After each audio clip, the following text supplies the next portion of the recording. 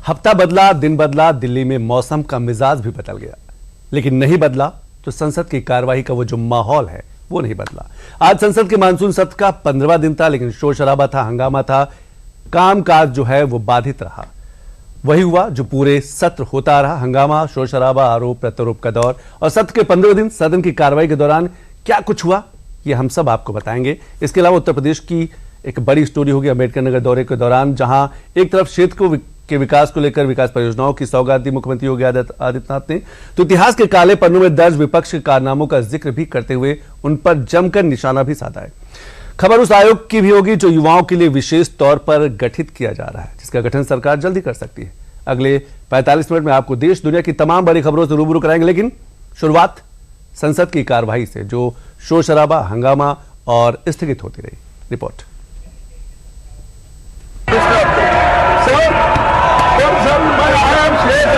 मैं कुछ नहीं बोलना, आपसे यही विनती करूंगा। मेरी देश एक हैसियत है, लेकिन एक बार फिर संसद में संवाद की आवाज पर हंगामे की शोर का जोर दिखाई पड़ा। एक और जहां सरकार संसद में विधेयकों को पेश करने, उस पर चर्चा करके पारित कराने की दिशा में काम करती नजर आई, तो दूसरी तरफ विपक्षी दल अपने मुद्दों और अपनी मांगों को पूरा करने पर डटा रहा। विपक्ष बार बार सदन में गृह मंत्री अमित शाह की उपस्थिति की मांग को लेकर भी नारेबाजी कर रहा है और सदन की कार्यवाही को बाधित कर रहा है, जिसको लेकर संसदीय कार्य मंत्री किरण रिजिजू ने सदन की कार्यवाही के नियमों का आधार देते हुए विपक्ष की मांग को बेबुनियाद बताया है।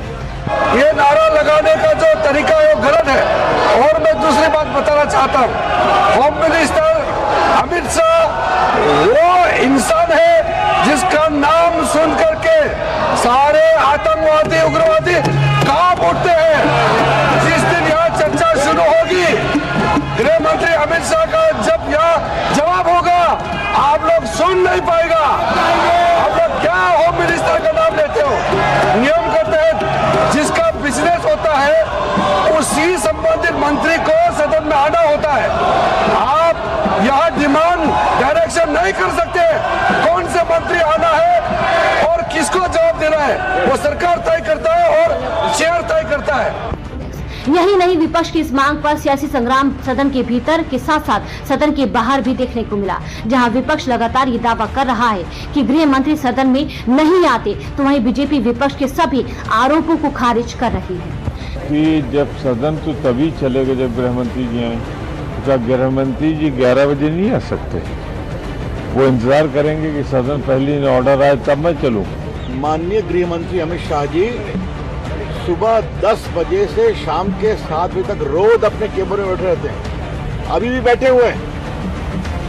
सदन चले तब ना, सदन में बहस हो तब ना। सदन में बहस चलेगी, वो जाके बोलेंगे, कस के जवाब देंगे, लेकिन आप सदन चलने देंगे नहीं, कोई बहस होने देंगे नहीं। हालांकि संसद के मानसून सत्र के 15वें दिन शुक्रवार को भी एक बार फिर वही रिपीट टेलीकास्ट देखने को मिला, जो बीते ज्यादातर दिनों की कार्यवाही में देखने को मिला था। हंगामे के चलते एक बार फिर संसद की कार्यवाही पूरी तरह से धुल गई। डिस्कशन कम इसलिए हो रहे हैं क्योंकि कांग्रेस पार्टी और अपोजिशन पार्टी ने हंगामा करके नारेबाजी किया, इसलिए डिस्कशन कम हुए हैं। हाउस चली है, बिल्स पारित हुए हैं, सिर्फ चर्चा कम हुए हैं क्योंकि हंगामा है। ये नंबर 1 क्लैरिफिकेशन। सेकेंडली, जो हाउस एक्सटेंशन का कांग्रेस पार्टी की ओर से या किसी और से कहा गया, ऐसे कोई प्रपोजल नहीं है कोई स्पेशल सेशन का। अभी तो मानसून सेशन चल रहा है, तो इसमें हम कैसे दूसरे स्पेशल सेशन के बारे में बात करेंगे। और तीसरा, गृह मंत्री जी सुबह से लेकर के देर रात तक पार्लियामेंट में ही रहता है, फिर ये जो डिमांड कर रहा है, ये सब नाटकबाजी नहीं करना चाहिए। मैंने सदन में भी कहा है। हालांकि सदन के भीतर और बाहर जारी इस वार पलटवार के बीच सरकार ने शुक्रवार को सूक्ष्म, लघु एवं मध्यम उद्यम विकास संशोधन विधेयक 2026 लोकसभा से भी पारित करा लिया है। चेयरमैन साहब, मैं आपसे अनुरोध करता हूं कि इस विधेयक को पारित किया जाए। प्रश्न यह है कि विधेयक को पारित किया जाए। जो सदस्य इसके पक्ष में वो हाँ कहे, जो सदस्य विरोध में वो ना कहे। मेरे विचार में निर्णय हाँ वालों के पक्ष में हुआ, हाँ वालों के पक्ष में हुआ। प्रस्ताव स्वीकृत हुआ और विधेयक पारित हुआ।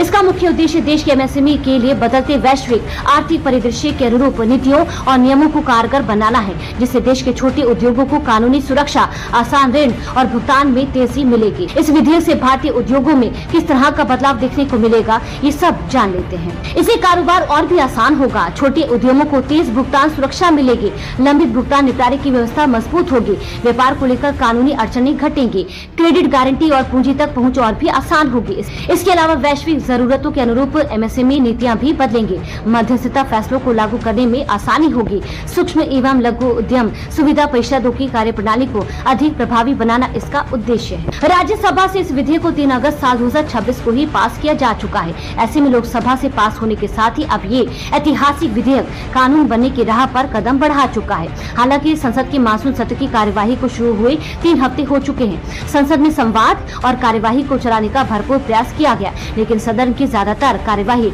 हंगामे की वजह से प्रभावित रही, जिससे सदन की कीमती समय का भारी नुकसान हुआ है, जो सिर्फ सदन के समय का नुकसान नहीं है, बल्कि उस सदन के संचालन में लगने वाले खर्चे का भी नुकसान है। खर्चा जिसे भारत के करोड़ों टैक्स पेयर्स के पैसे से पूरा किया जाता है। संसद की कार्यवाही एक दिन के लिए अगर स्थगित होती है तो इसके पीछे 9 करोड़ रुपए का घाटा होता है।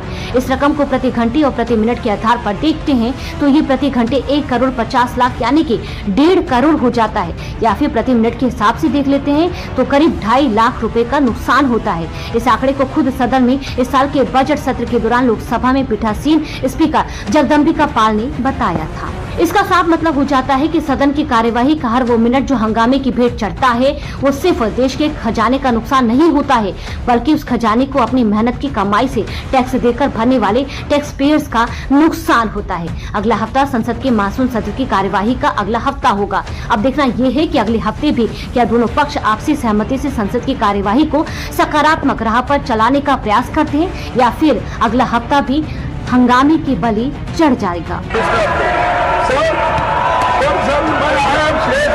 मैं कुछ नहीं बोलना, आपसे यही विनती करूंगा।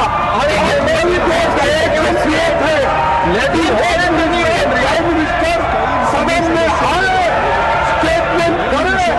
इसकी बात आपने कही थी, लेकिन आपके बाद को ये मर्यादा नहीं कर रहे, आपका अपमान कर रहे, इस हाउस का अपमान कर रहे।